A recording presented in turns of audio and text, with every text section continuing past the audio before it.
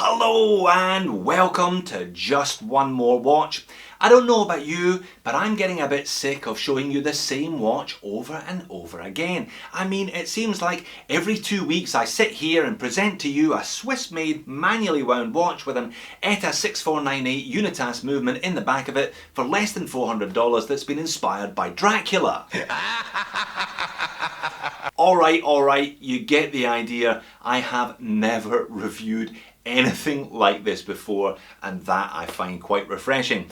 This is the Peren Hintz. It's currently live on Kickstarter, comfortably reached its target, and it's got about another week to run, and there are indeed still early bird slots available for just under $400 US. Now, if the whole Dracula thing sounds familiar, you may well remember that I reviewed one of their previous watches, the Peren Nera, about 18 months ago. I distinctly remember recording the introduction in the middle of a thunderstorm. It was a little bit spooky. Now, the watch I have on my wrist today is a prototype. There's going to be a few changes, nothing particularly major. I'll talk about that over the course of the video. Now, I did enjoy the Nera with a couple of quirks, and indeed this Hintz has also got a couple of quirks that I'll talk about. Please stick with me till we discuss those. To be clear, this one's a prototype, but they'll be sending me a production unit in due course. Alright, let's flip the camera and get our teeth into this one. Okay, no more vampire jokes. There's just too much at stake here today. Don't give up your day job, son. Let's have a quick look at the Kickstarter campaign, and it is a lengthy campaign. You're not going to be short of information if you are keen on one of these. I will obviously leave a link in the description of the video. The basics are there are still some early bird slots available for the standard grade 6498 movement at 400 USD. There's also early bird specials available for the Elabor grade, the decorated one, which I've got in the back of this prototype.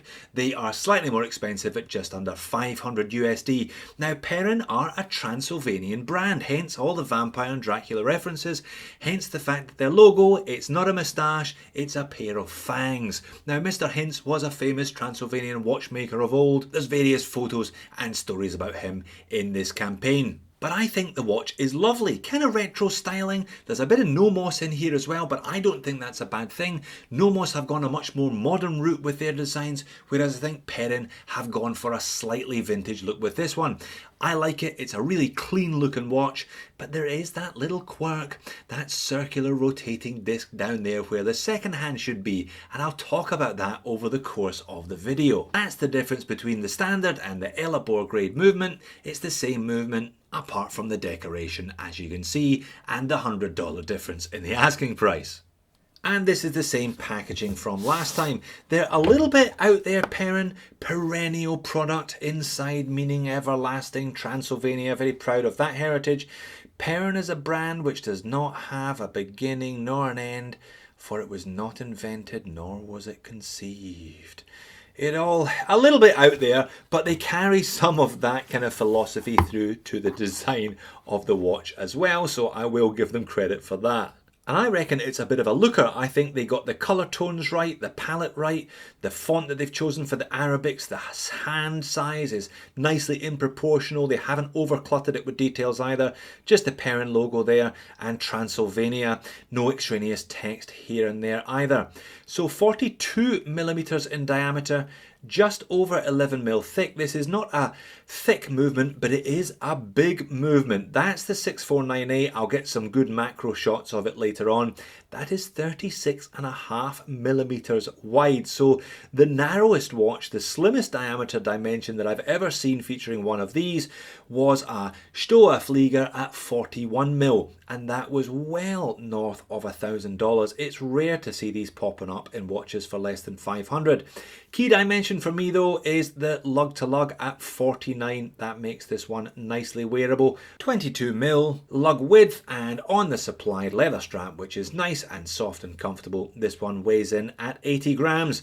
316L stainless steel case. Crown, we've got a fixed bezel, and as you saw there, it is a display case back, sapphire sandwich, so sapphire on the back and a piece of flat sapphire on the front also.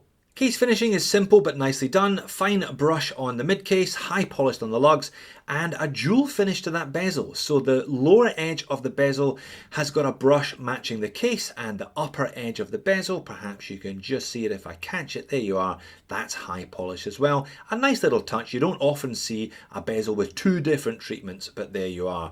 Now the crown on this one is just a generic unsigned crown. That's one of the improvements they'll be making for production units. They'll be putting Dracula's fangs on the crown as well. Let's have a look at the front first, and then I'll flip it over to show you the movement. And like I said, tonally, I think they've got this one perfect.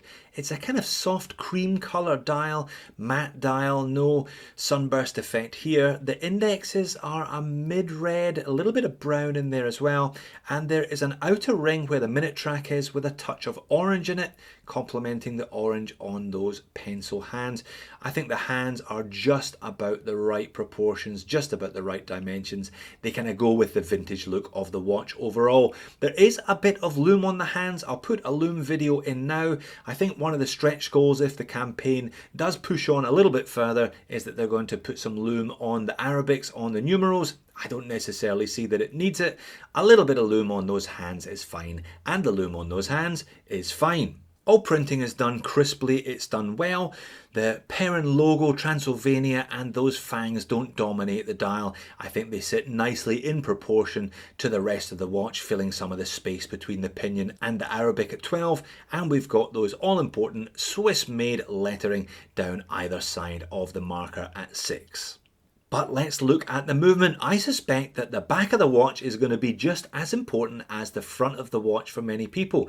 This Unitas 6498 can trace its origins back to the early 1950s. It really has been going for 70 years plus now. Now you can find these in a heap of watches, far more expensive than this one. They fit them in Mont Blancs and Panerais.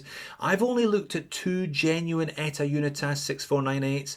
One was in a Stoa Flieger and one was in a Zelos Sky Raider, both costing well north of $1,000. So to find one in a watch for less than $400 really is a bit special, I think. 17 jewel manual wind. It runs at 18,000 vibrations per hour, and they're easily adjustable as well. You just pop the case back off. 100 meters of water resistance on this one, mind you. Pop the case back off and adjust that lever yourself if it isn't running quite as sharply as you want. You can get these to run pretty much bang on with a bit of patience and a bit of adjustment. This is the top grade. This is the Elabor version, which does have the Geneva stripes here and does have a number of the screws in blue. It's very attractive. I don't dislike the regular one either. I think they're both pretty good looking movements, and it is great to see exactly what happens when you wind a watch. You don't get to see it very often. And there it is on top of my 7-inch wrist. I do like that leather strap. I think tonally it matches the dial perfectly, and it looks like it's going to wear well. It looks like it's going to kind of patina, fade and kind of crack up very nicely indeed. Buckle unsigned on the prototype, but that will be signed for production units. Now, just under 50, 49mm lug to lug. I think that is a great decision. That means that you can have one of these big 6498 movement watches and it will fit the vast majority of people. I referenced Nomos earlier on. I think one thing that Nomos get badly wrong is having a huge lug to lug on their watches. They got 36mm that have got lug to lugs this size, and I just don't think it works for them. This wears nicely.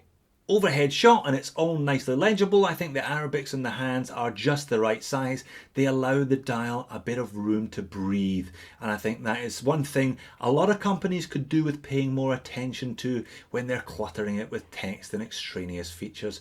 This one doesn't have that, and I think is all the better for it. Outside, again, legibility, no problem at all. Bit of anti-reflective coating on the underside of that sapphire crystal helps. On wrist, not much curvature to the case. There's a little bit of downturn from those lugs, but like I keep saying, less than 50mm, it really does wear quite well considering it's a larger style of watch. Okay, Jody, very good. We see what you're doing here. You haven't even talked about that rather unusual looking rotating disc wheel thing where the small seconds would normally be in one of these movements at the index at 6. Well, apparently that is a representation of a Transylvanian andesite solar disc. stretching back thousands and thousands of years. It's a kind of solar clock in one part of Transylvania, and that is an exact scale replica. 1 metre of the original solar clock translates to 1 millimetre of the little disc at the 6 o'clock there. Now again, it ties into the whole Peren, time is perennial, there's no beginning, there's no end, so you don't get an official second hand. Now I've had several chats with Andy, the brand owner of Peren, about that disc and about its location and about its size. And I'm kind of alright with it. I kind of see what they're trying to do. They're bringing a little bit of a Transylvanian reference in here, and they're also continuing that theme of, well, time is a construction, we should all relax a bit more, which is why it's not a second hand as such. I did ask him though, how come the disc is so small relative to the recess? And he said he tried various options. He tried a larger disc, but the movement just didn't have the guts to power it. He tried a plexiglass disc, it just didn't look right. I don't mind it, like I said, but I just wish either the recess was smaller or the disc was bigger. However, he did send me this graphic. Now this is what the watch would look like with a traditional second hand. No scale, just the second hand on it, and he thinks he might add that on as a stretch goal as well. Now I would love to hear your thoughts. Have you already pledged for this? Are you happy with the wheel? Is that why you pledged for this watch? Or would you consider pledging it if it had a more traditional second hand, even one without markers like I just showed you in the graphics there? I'm kind of somewhere in between. I quite like the wheel, but I wish it fitted better, and as a consequence I'd be really tempted to go for this watch if it had that second hand, just to remind me that the movement was still ticking, not necessarily to judge time by the second, if you see what I mean. So a really interesting one today then, I think. A pleasant break from the $300 NH35 powered dive watches that really are the mainstay of the $500 US or less market. Good on Peren for sticking with that whole Transylvania theme. Good on them for bringing a local reference. Good on them for making a watch that I think is really rather stylish, containing a movement that you don't see very often, and managing to keep the whole thing affordable. So there you have it, the Peren Hintz. Definitely not something you see on Kickstarter every day, and I hope the watch does very well as a consequence. Perhaps a little bit of a niche item. Not too many people want to live with a manual wind watch. Personally, I find them charming, I find them engaging, and I think this one is done just right. Hints of Nomos, but clearly it's got its own thing going on here. It's a little bit more retro than Nomos, which tends to be a bit modern. What did you reckon to that Transylvanian solar disc though? I'm a bit split. I don't mind the fact that there's no discernible second hand, but I would quite like to have a rotating second hand rather than the rotating disc. I think it personally would just balance out the dial better. What do you reckon? Leave me a comment. I think it's going to be a stretch goal, and I think it's going to be quite a popular stretch goal at that. I will see you in a future video. Thanks for watching this one.